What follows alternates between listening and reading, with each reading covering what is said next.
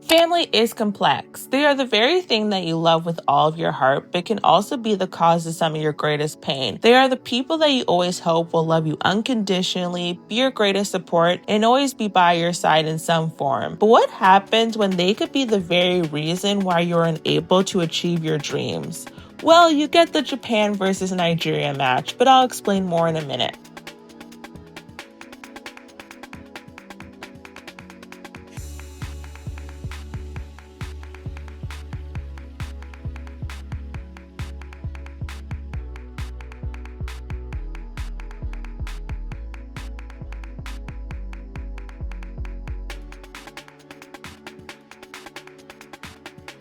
So, I didn't talk much about the Nigeria match on this channel, aside from a few posts here and there. In fact, I didn't make one video on the Nigeria match while it was actually going on. And it wasn't because the match didn't interest me, just to make that clear. In fact, I made several attempts to write a video on Nigeria while it was going on, since I really did like the Nigeria team a lot and wanted to talk about how amazing of a team I found them to be. Since I know in the community, most people thought they were frauds, especially as the match went on and they were not scoring any goals. But I kept seeing Nigeria as so much more than just a football team, that they were truly meant to tell a story. And every time I made attempts to figure out what that story was, it just couldn't come to me.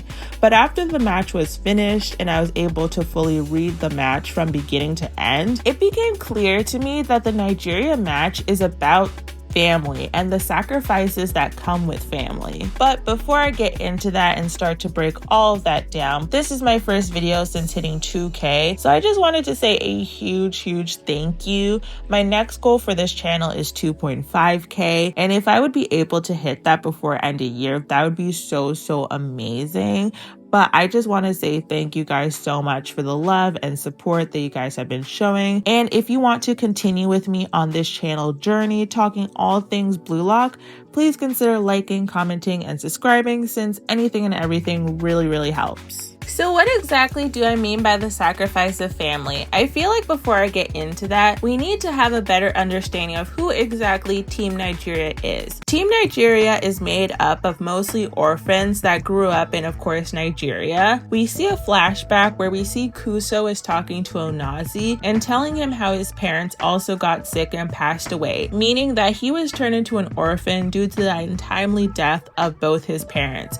And it's implied that Onazi's parents shared the same fate. We see due to this that at first Onazi is very closed off to the other children in the orphanage, and Kuso through this tries to tell Onazi that he isn't alone anymore and that they're all family now, but Onazi doesn't want to hear him out, so they get into a slight argument, which makes Onazi take out his frustrations through football and ends up amazing the other children with his skills. They deem Onazi to be gifted in the sport, and with his talents they can see themselves going pro and getting out of their unfortunate circumstances through wealth, fame, and more. So this already makes Nigeria have a very different level in their family dynamic, since they chose to be each other's family and has the unique experience of having this shared goal to be the best in the world together. And this would explain why so much is put on Onazi by his team, since he made them able to be a family with a shared goal and dream, and even gave them the ability to dream. Onazi is considered the shining light of the family, and in a lot of ways we see that Onazi deals with the pressures that an oldest sibling in a family often feels. As an oldest sibling in my family, I can confirm that as the oldest, you feel the pressure to be a high achiever, realizing that you're setting the tone for the rest of your siblings and wanting to make them proud. So you feel like all the responsibility has to fall on your shoulders to achieve the dreams of the family. And it's even worse in Onazi's case, since he doesn't have parents to fall back on, at least in a typical situation with an oldest sibling. You know that if you at least make a misstep at some point in your life, or you mess up, as most humans do, you at least have your parents there to help support and guide you through it. But since Onazi does not have that, he had to grow up too quickly and basically had to become the sole provider for his family, which is aka the Nigeria team, which is why they all rely on him so much. since he's all they've ever known. And unfortunately, getting this backstory early on in the match already shows that Nigeria is being set up for failure by over-relying on Onazi, since I've already done an in-depth look on how the author uses the themes of codependency to set up failure for Blue Lock characters, and Team Nigeria is just another example of this. And I would say this over-reliance on Onazi is the first reason behind Nigeria's loss. Since another way that we're being shown that Nigeria cannot win is how their philosophy is the complete opposite to Blue Lock. Blue Lock is all about individualism, being your own person with your own goals, and while they all want to be the best in the world, they all want to achieve it in their own unique way, since that's the philosophy that Ego has taught them. Ego has broken our Blue Lock players out of the typical mindset about being a team and that being your family and always having their back, and that there's no I in team and that everything you have to do is for the sake of the team. But Team Nigeria, that's the opposite mindset for them, since the very thing that has brought them together was the collectivist mindset, and that they have a hive mind. And this is even more shown in the way that their team systems are set up, since for Team Nigeria, Onazi is the single endpoint system. Basically, he's the end system for scoring goals and their only source, while Blue Lock has endless possibilities because everyone on their team has their agenda of wanting to score their own goals, while Nigeria collectively agrees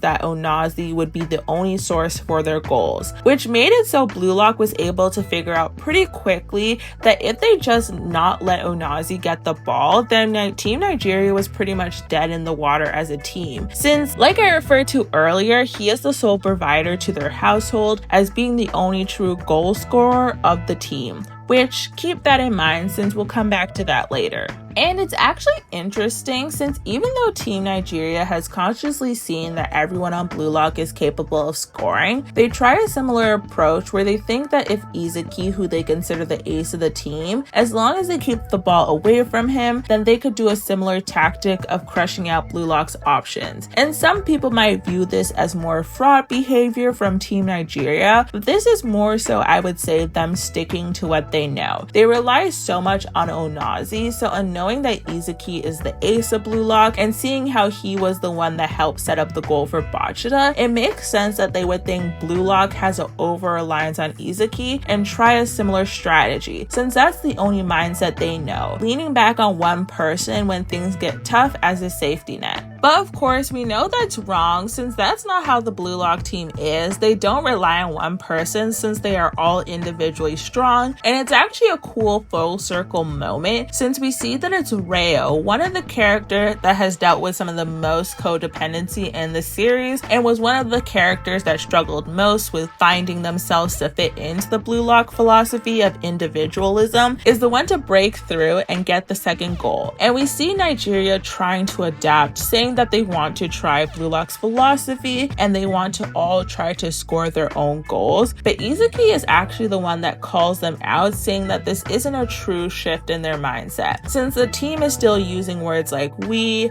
us, and always having to think in this hive mindset together, even when they make decisions to fight on their own, since it's true. The only reason why we see them begin to have this shift in perspective in the second half while they're 2-0 is because Onazi told them to. It's almost like they're asking each other to leave the household so they could desire their own dreams, aka scoring goals, but needed approval from their provider, which is Onazi, before doing it. But Blue Lock doesn't ask each other for permission. They just do and go off their own egos to score goals, even if it means crushing each other, like we see in the third goal with Rin and in the final fourth goal with Isagi. And with that comes the second reason why Team Nigeria lost. But hey, at the beginning of this video, I said the reason that Nigeria lost was because of the sacrifice of family. And it's true, since despite all the reasons I'm giving, Team Nigeria lost before they even stepped onto the field. And we see this in one of the final flashbacks we get with them. Since Onazi begins to do all the right things, he finally starts fighting for himself, saying he wants to be the best striker in the world and not saying he wants his team, aka play his family to be the best. He is finally finding his own individuality outside of his team and finally finding that curiosity to excite himself that Isagi talks about. But